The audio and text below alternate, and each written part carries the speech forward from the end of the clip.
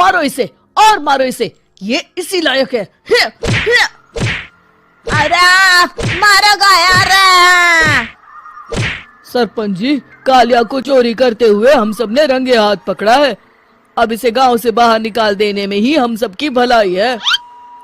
तो देर किस बात की है, अभी इसे धक्के मार के इस गांव के बाहर का रास्ता दिखा दो। अरे सरपंच जी, ऐसा मत करिए, मुझे एक मौका और दीजिए, मैं दोबारा कभी चोरी नहीं करूंगा।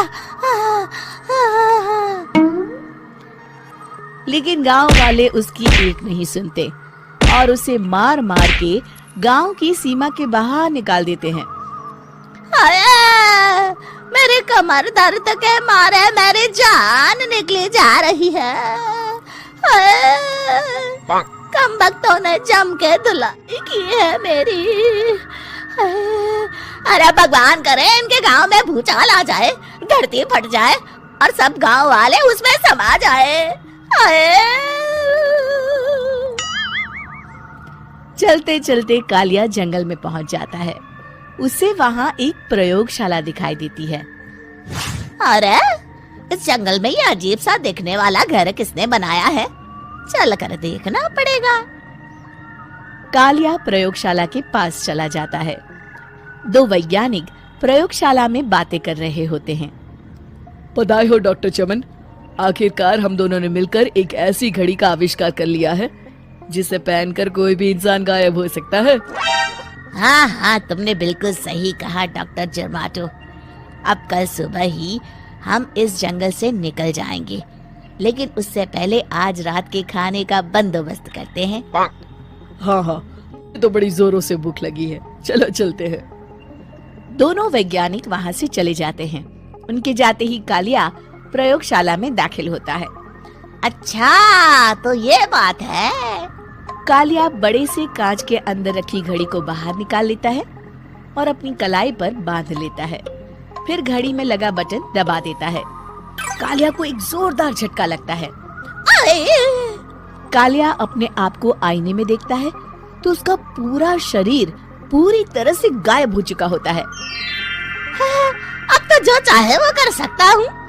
सबसे पहले मैं उन सभी को सबक सिखाऊंगा।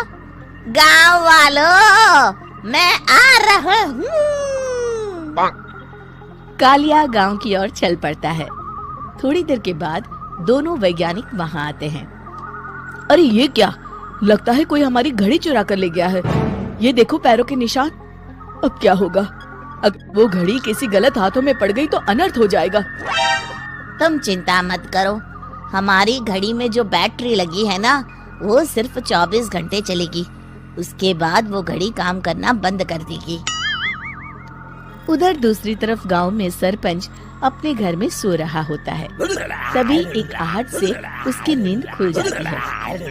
अरे कौन है वहाँ? बड़े मजे से सो रहा है, आज मैं तुझे नहीं छोड़ूंगा।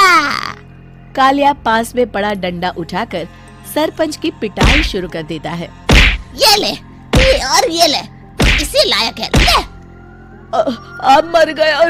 अरे ये क्या हो रहा है? अरे कोई बचाओ मुझे, मेरे घर में भूत आ गया है।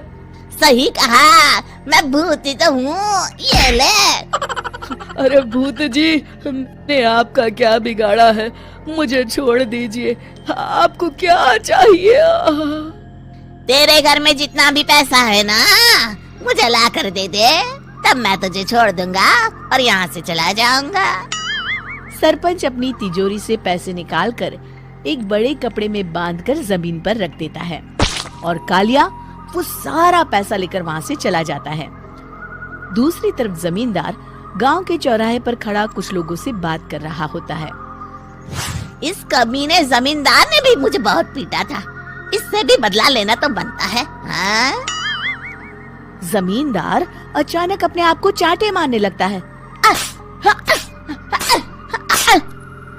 अरे भाई ये क्या हो रहा है? जमींदार साहब अब ठीक तो है ना? अरे मुझे नहीं पता भाई।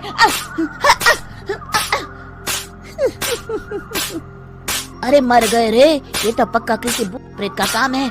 जमींदार के अंदर कोई भूत आ गया है, इससे पहले कि ये हमारे अंदर आ जाए। मनोहर भाई, अपनी जान बचानी है तो भागो यहाँ से।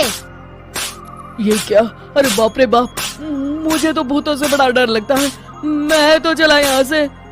अगली सुबह इस घटना से पूरे गांव में दहशत फैल जाती है। सभी गांव वाले आपस में बात करने लगते हैं। अरे भाई, पता नहीं कहाँ से हमारे गांव में एक भूत आ गया है। उसने कल रात को सरपंच और जमींदार की खूब पिटाई की और उनके सारे पैसे भी लेकर चला गया। हाँ भाई हाँ, ये भूत तो मुझे बड़ा अजीब लगता है। मेरी समझ में नहीं आता कि भूत उन पैसों का करेगा क्या। अरे तेल में पकोड़े बना के तलेगा बेवकूफ। इस बात की चिंता करके कहीं वो भूत हमारे घर में ना आ जाए। तुम बिल्कुल सही कह रहे हो आर्या, मैं भी इसी बात से घबरा रहा हूँ। अच्छा, अब मैं अपने घर जा रहा हूँ, तुम सब भी अपने अपने घर चले जाओ, उस भूत का कोई भरोसा नहीं है। तीनों वहाँ से चले जाते हैं। दूसरी तरफ कालिया सारे पैसों को एक खंडर में छुपा देता है। इतने सारे रुपए तो मैंने अपनी पूरी जिंदगी में एक साथ कभी नहीं देखे। इस तरह कुछ दिनों में मैं अमीर बन जाऊंगा। आज मैं उस मोटे बब्बन को अपना शिकार बनाऊंगा। सुना है दहेज में बहुत सारे पैसे और गहने मिले हैं उसे। रात होते ही कालिया बब्बन के घर में घुस जाता है। हाँ, मिल गई तिजोरी। अब जल्दी से इसे खोलकर सारे पैसे निकाल लेता हूँ। अरे खुल जा, खुल जा। खुल गई। कालिया पैसे थैले में भरी रहा था कि तभी बब्बन उसके बगल में आकर खड़ा हो जाता है। भाई क्या कर रहा है हाँ? अरे हट। तेरी इतनी हिम्मत, मैं तेरे सामने खड़ा हूँ और तू फिर भी मेरी तिजोरी से पैसे चुरा रहा है। अरे मैं तो गायब हूँ, तू मुझे कैसे देख रहा है? कालिया अपनी घड़ी को देखता है। अरे इसे क्या हो गया है? हाय, लगता है बैटरी खत्म हो गई। अच्छा, तो आज मैं तेरी बैटरी अच्छे से चार्ज कर देता हूँ। अरे भाग्यवान, जरा मेरा डंडा तो लाना।